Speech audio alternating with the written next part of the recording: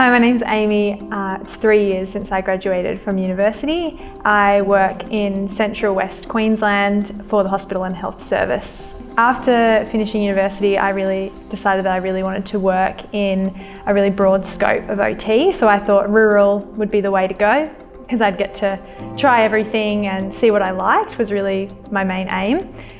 So I applied for a new graduate position in Long Reach Hospital, which travelled to 5 other hospitals, 10 other primary health centres, and it was a very small multidisciplinary team. At the start, it's quite overwhelming to go from university where it's kind of mostly theory to then into practice. I definitely felt that OT was so much bigger than I'd even really got the grasp of in university, but I think overall, generally it was a great experience. I had a really supportive senior, which I think really helped. She was, patient and kind and knew that we weren't going to know everything. And I think that was really important. She really eased us in. We didn't go straight to seeing patients on our own, which I think is so daunting, actually being completely on your own. No longer anyone's watching you or monitoring anything or saying, have you thought of this? But she kind of eased us in that way, which I think was really, really helpful. I moved away from where I was living to a rural town. So I think at first I thought I'm probably going to be quite isolated. So I think that was a challenge in itself, just moving somewhere new and having a new job. However, I think utilising my networks really helped. So staying in touch with the other people I'd graduated with, calling them, I think that really supported me through just being able to be like, help, I'm stuck, what would you do? You kind of use that networking a bit more. University really prepares you well in knowing how to think like an OT, so thinking about person, environment, occupation, how that works, but those really specific clinical skills, like how do you address this specific hand injury or this lymphedema, or those sort of things I wasn't really as prepared for. And I think in rural, you never know what's going to come through the door, and at times it's actually just you. You're the only one with those skills and knowledge, and people look to you to know that. And as a new graduate, I definitely felt like quite overwhelmed. I didn't actually know those things. I utilised my network, so speaking to people, and I also tried to really get involved in PD. So I actually applied for a scholarship through OT Australia to upskill in lymphedema, because it was a real area that we don't cover that greatly in uni because it is such a specialist area. It's unlikely that everyone in OT will deal in that area. So that was really helpful. So utilising that, and also the special interest groups as well through OT Australia were really helpful. But even probably more than that was our little Facebook group with our cohort.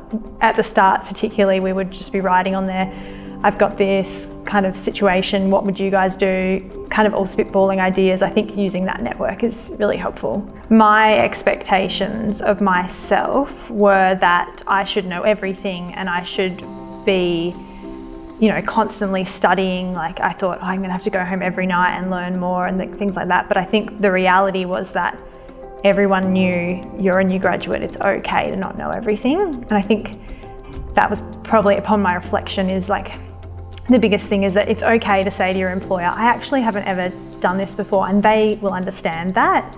Your senior will understand that university covers the broad scope but is never going to be able to tell you the specific skills. I think taking the pressure off yourself is really important. Preparing for supervision is really important. So my supervisor, I had 2 because you have supervision weekly. So I had one on site and one over telehealth, who was in another rural town. The best thing I did was bring complex cases. So I kind of would say, I've had this case this week, and I might save them up for supervision. I might tell the patient, I'm really actually not sure, I'd like to check. And I think patients actually they do really respect that you're saying, I'm not sure, but I don't want to just make this up. I'm going to consult someone that knows a bit more about this.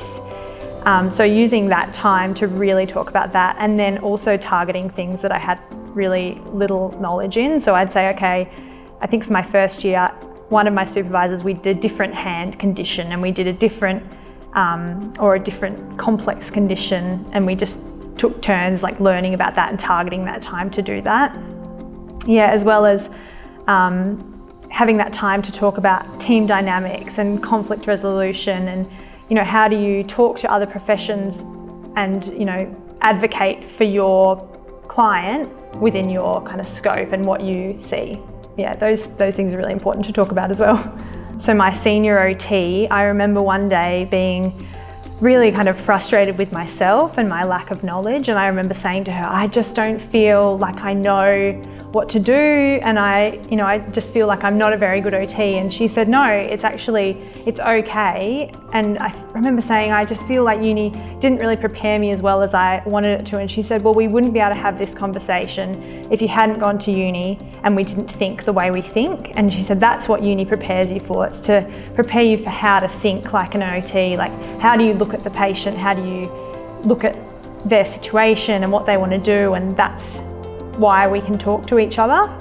And I think that was really affirming for me, that the clinical skills was just one part of OT, but the way we think is really important, and the way we talk to each other, and kind of how we look at or how we help our patients and clients deal in the world. Yeah, it's cool.